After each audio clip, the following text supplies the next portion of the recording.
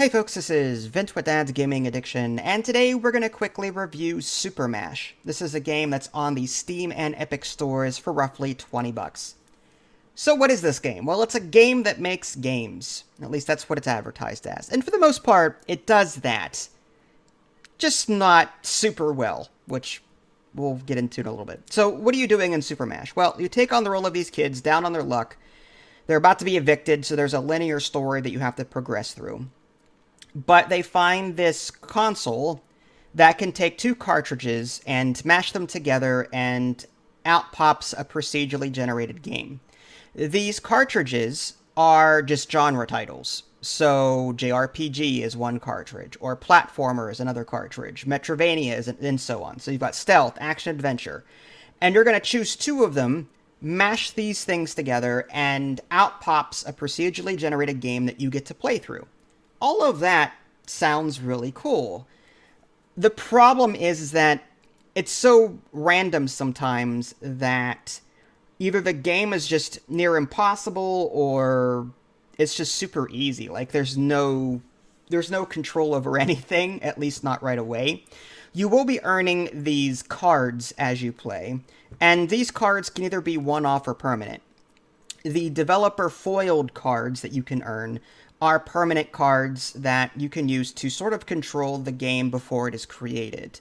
The one-off cards, they get destroyed as soon as you use them. But what's cool is that the more you play this game, the more content you unlock, and that's kind of cool. You also earn in-game currency so that you can buy these foil packs, and they're like little card packs. You'll get 3 regular cards and 1 developer foiled card. So the more you play, the more content you unlock. And there's a lot of throwbacks to old style games, like the stealth action adventure game that I created had a lot of Metal Gear-esque themes. Even the pre-game cutscene was in the form of, when Solid Snake is talking to someone on the radio, it created a scene similar to that.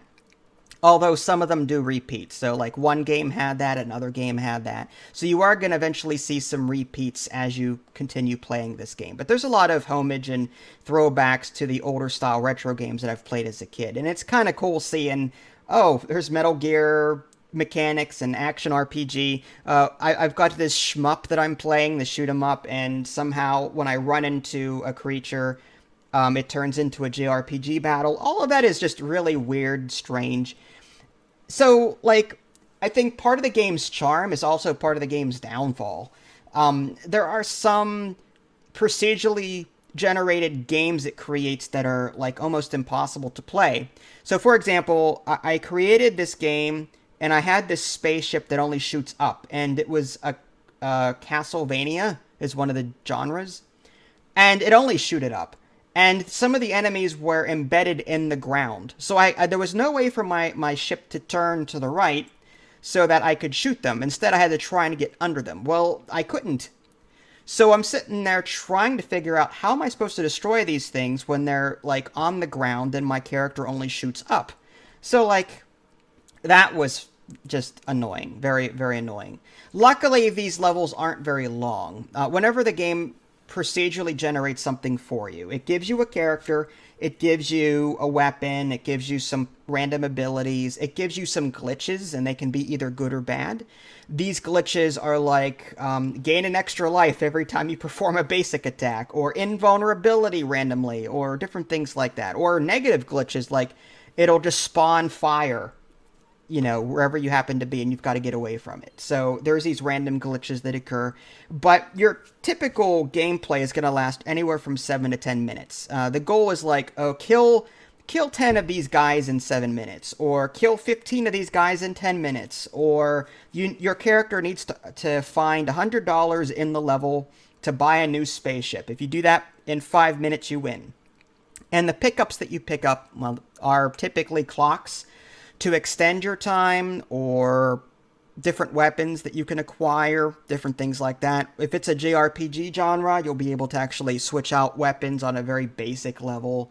So it's like the game gives you the style of genre when you're playing them, but nothing so detailed and complex. You know what I mean? For a JRPG, it's as basic as it gets.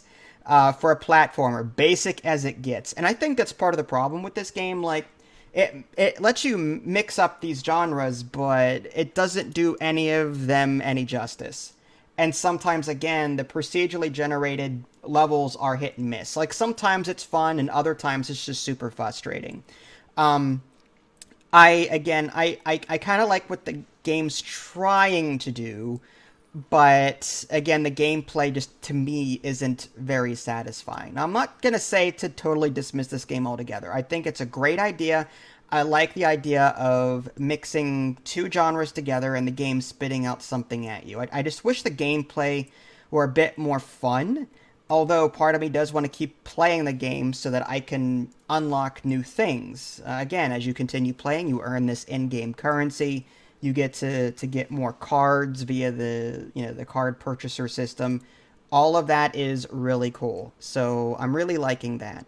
The story, I could care less about the story. Like you guys supposedly own this shop, but it doesn't seem like there's any store management. You don't have to sell games or create games and sell them. It's just you continue playing these games in order to progress through the story, accomplishing specific goals. Have you ever played the game Thrillville? It was like a theme park builder. Well, that's what the mini games in Thrillville, there were like hundreds of them. It felt like the mini games in Thrillville were somewhat comparable to the quality in this game. They were like B level mini games is the best comparison that I can possibly make. When I was playing the levels in SuperMash, it felt like I was playing the B quality level mini games in Thrillville. So if you've played Thrillville and you know what I'm talking about, you'll be able to make the comparison easily. But, you know, again, I don't want you to dismiss this game either. I didn't find the gameplay all that satisfying, though I loved the idea. So I just hope that the developer can possibly make the gameplay more satisfying, just make it better overall in order to make me want to keep playing it. The only reason I want to keep playing it right now is just to unlock more of the cards. There's an encyclopedia that you can sort of browse and unlock. You can see all the different cards that you have yet to unlock. All of that is cool. I love the whole unlock system. It's just the gameplay just isn't super satisfying.